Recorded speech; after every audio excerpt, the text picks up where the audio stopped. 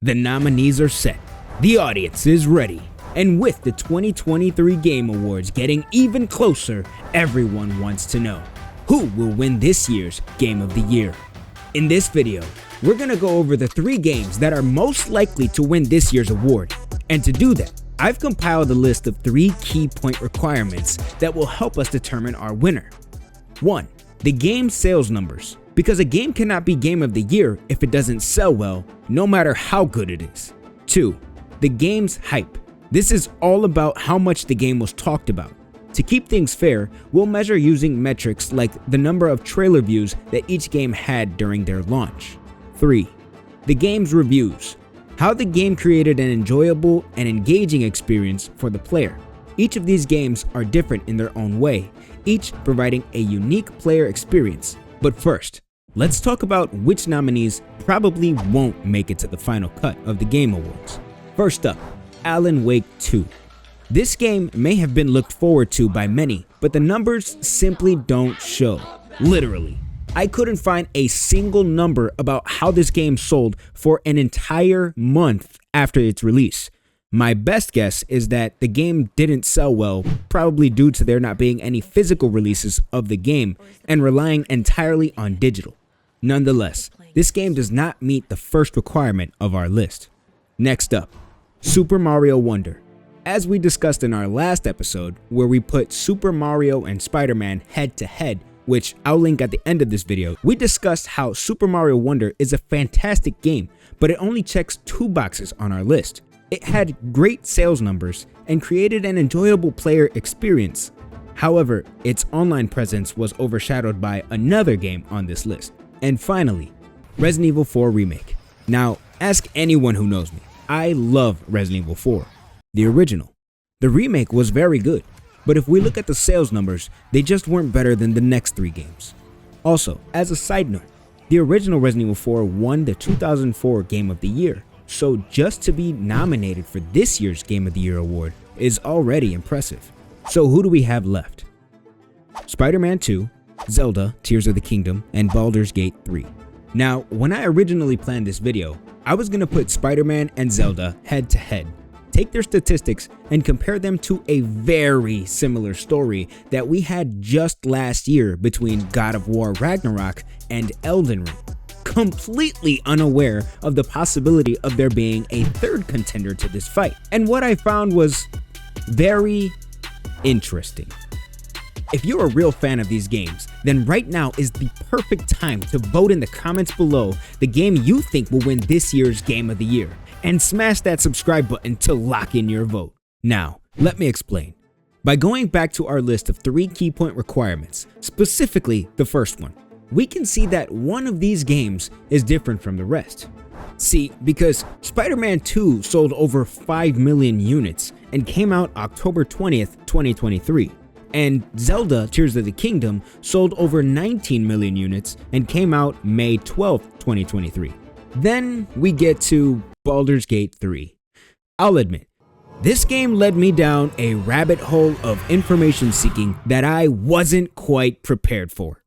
Because Baldur's Gate 3 didn't have a clear number of units to go by, and that's not even the end of it.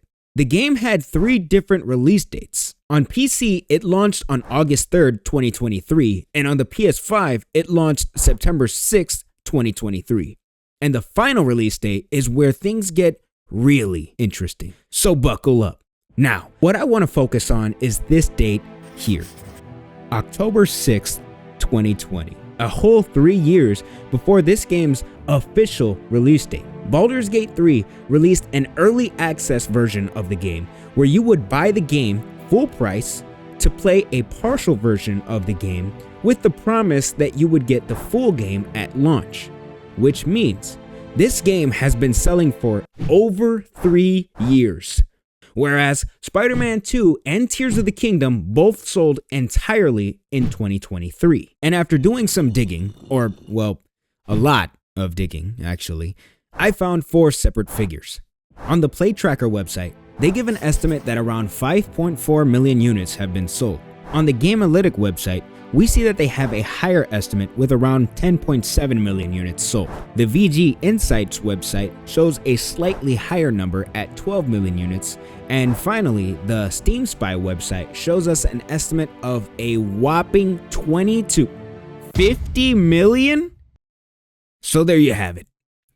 The game sold anywhere in the range of 5 to 50 million units over the course of 3 years. So who wins this round? Well, because the numbers aren't clear for Baldur's Gate, I can only give this round to Tears of the Kingdom, with over 19 million units sold. And with that finally out the way, I can safely say that these next 2 points on the list won't take quite as long as the first one, I promise.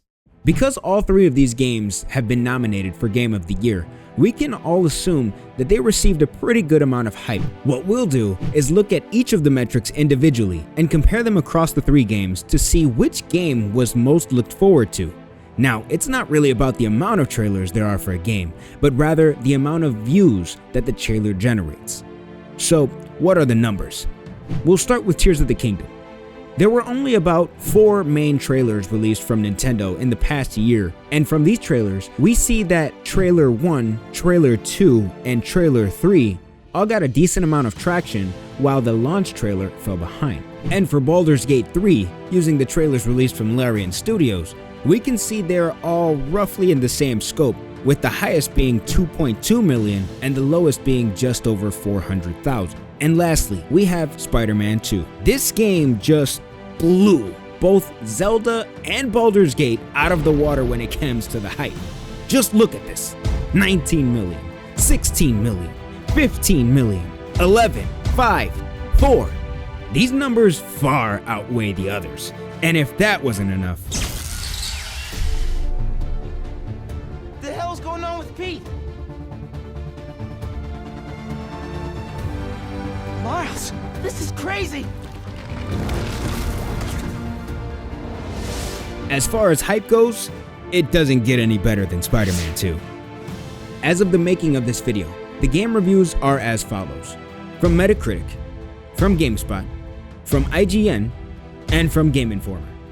By adding up these 4 reviews and dividing by 4, we can find the average rating of 8.6 for Spider-Man 2, 9.83 for Tears of the Kingdom, and 9.77 for Baldur's Gate 3, which puts Tears of the Kingdom at the top of this round. Alright folks, it all comes down to this. If you haven't already, be sure to vote in the comments for which game you think will win this year's Game of the Year, and subscribe to lock in your vote. And my prediction for this year's Game of the Year is Hogwarts Legacy. Wait, that wasn't on the list? Really? Okay. The actual prediction, after spending a countless number of hours researching, playing, and reading hundreds of comments of other players, the 2023 Game of the Year is Tears of the Kingdom. That's right, folks. Nintendo will make history this year by being the first company to achieve another Game of the Year with the sequel to a game that won the 2017 Game of the Year. One more thing, if you want to vote in the actual Game Awards show, click the link in the description below. The link below will take you to the official Game Awards website where you can log in and vote for your favorite game. And with that being said, this year was a great year for both games and for gamers. In the end, we all won. Except for Xbox.